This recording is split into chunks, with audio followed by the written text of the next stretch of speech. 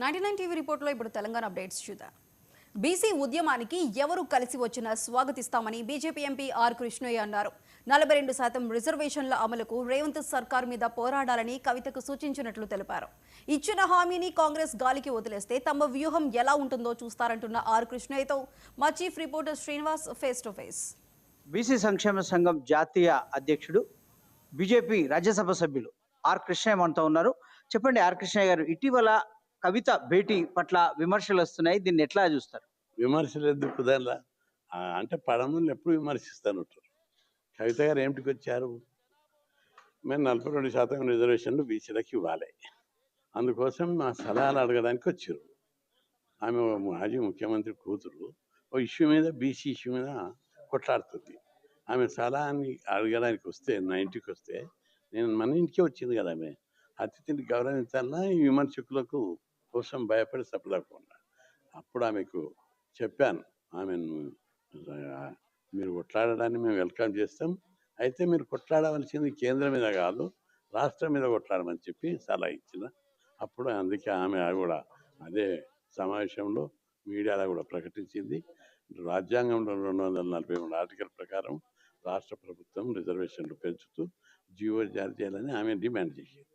అయితే కాంగ్రెస్ మంత్రులు, PCC chief కూడా ఆర్ కృష్ణయ్య అంటే మాకు గౌరవం ఉంది, కృష్ణన్నను మేము 30 ఏళ్లుగా ఆయన వెంట నడుస్తున్నాము అంటూనే, ఏ రోజు బీసీల గురించి మాట్లాడని, అధికారంలో ఉన్నప్పుడు మాట్లాడని ఎమ్మెల్సీ కవిత ఇప్పుడు కలవడానికి వస్తే కలవడాన్ని వాళ్ళు తప్పు పడుతున్న పరిస్థితి. అంటే కలవడానికి వస్తే కలవద్దు అనడం సంస్కారం, సంస్కృతి కాదు.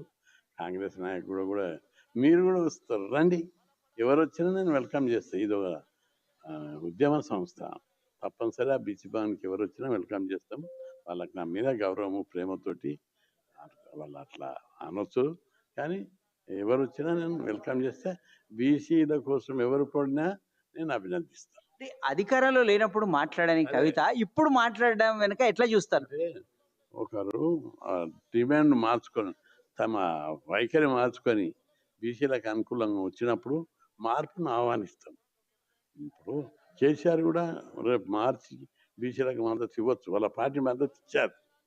మార్పును ఆహ్వానించాలి తప్ప మీ మద్దతు వద్దని చెప్పడం మన సంస్కారం కాదు. బీసీ ఉద్యమానికి వాళ్ళ పోరాటం మరింత ప్రోత్సాహాన్ని ఇస్తుంది.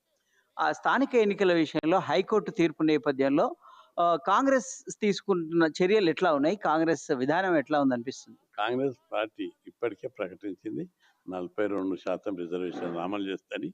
మహేష్ కుమార్ గౌడ్ గారు, మరి బీసీ మంత్రి కూడా ఇద్దరు ప్రకటించారు. వాళ్ళు తప్పనిసరి పట్టుబట్టి ముఖ్యమంత్రిని ఒప్పించి పెడతారని నేను ఆశిస్తున్నాను. అలాగే మీరు బీసీ ఉద్యమంలో ఇన్నాళ్ళుగా ఉన్నారు, ఇప్పుడు రాబోతున్న బీసీ పరిణామాలు కావచ్చు, ఇక ముందు ఎలాంటి రాజకీయ మలుపులకు దారితీస్తాయని మీరు భావిస్తున్నారు? అంటే బీసీ ఉద్యమం పుంజుకుంటుంది. ఈ బీసీ ఉద్యమం పుంజుకునే క్రమం లోపల ఎవరు బీసీ వాదాన్ని ఎత్తుకున్నా దాన్ని వెల్కమ్ చేయాలనేది నా అభిప్రాయం. ఎందుకంటే బీసీ వాదం తెలంగాణ ఉద్యమంలో ఎవరు దాన్ని ఎత్తుకున్నా దాన్ని వెల్కమ్ చేశారు.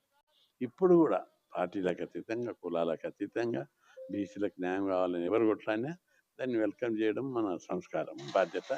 అది మంచి ఊపునిస్తుందని చెప్పి నేను ఆహ్వానిస్తాను. అంటే బీసీ నేతగానే కాకుండా ఇప్పుడు మీరు బీజేపీ రాజ్యసభ సభ్యులు కూడా, కాబట్టి మీ పాత్ర ఎట్లా ఉండబోతుంది ఈ పరిణామంలో? ఈ పరిణామంలో మా already party stand Kishan Reddy గారు చెప్పారు, మేము 42కు మద్దతు ఇస్తున్నాం, దాన్ని అమలు చేయాలని చెప్పాడు.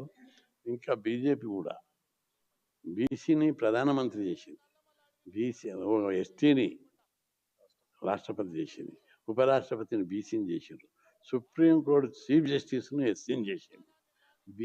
బీజేపీ పేరు బీజేపీ ఇప్పుడు ప్రతి వీకర్ సెక్షన్కే వాళ్ళు ఉన్నత పదవులు ఇస్తున్నారు. అట్లాంటప్పుడు మనం బీజేపీని వెల్కమ్ చేయాలన్నా లేదా? అందరి మీద బాధ్యత ఉంది.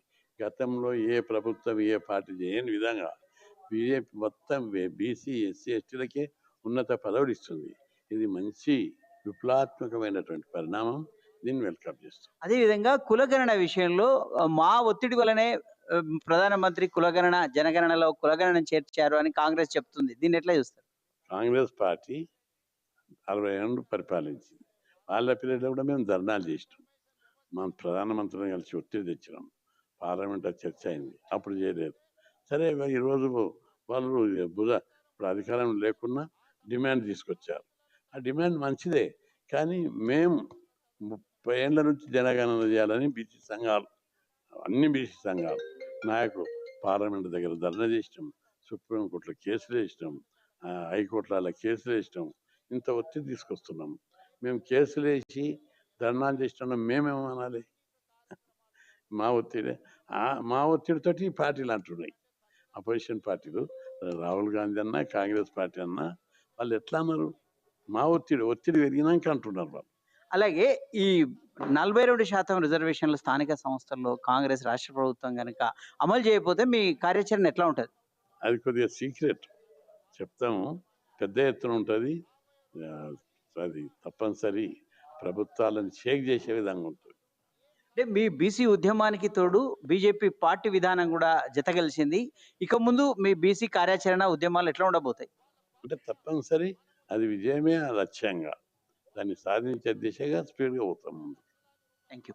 ఇది మొత్తం మీద బీసీ రిజర్వేషన్ల విషయంలో ఎవరు వచ్చినా మేము కలుపుకుపోతాము, స్వాగతిస్తామని చెప్తున్నారు. తెలంగాణ ఉద్యమంలో ఏ రకంగానైతే రాష్ట్ర సాధన కోసం అలాగా ఒక వాతావరణం ఉండిందో ఆ పద్ధతినే ఇప్పుడు బీసీ ఉద్యమాల సాధన కోసం కూడా, బీసీ రిజర్వేషన్ల సాధన కోసం కూడా మేము ఆహ్వానిస్తున్నాము. దాన్ని మర్యాదపూర్వకంగా వచ్చిన వాళ్ళని గౌరవించడం మన సంప్రదాయం అని చెప్తున్నారు. అలాగే కేంద్ర ప్రభుత్వం పైన కాదు పోరాటం, రాష్ట్ర ప్రభుత్వ పరిధిలో ఉంది ఈ 42% రిజర్వేషన్ల అమలు.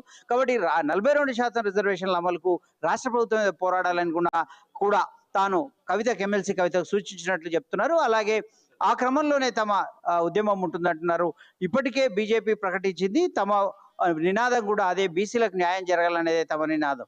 ఇక్కడ ఎన్నో ఉద్యమాల తర్వాత కాంగ్రెస్ పార్టీ నినాదాన్ని ఎత్తుకున్న పరిస్థితి, కులగణనలో జనగణన అనేది.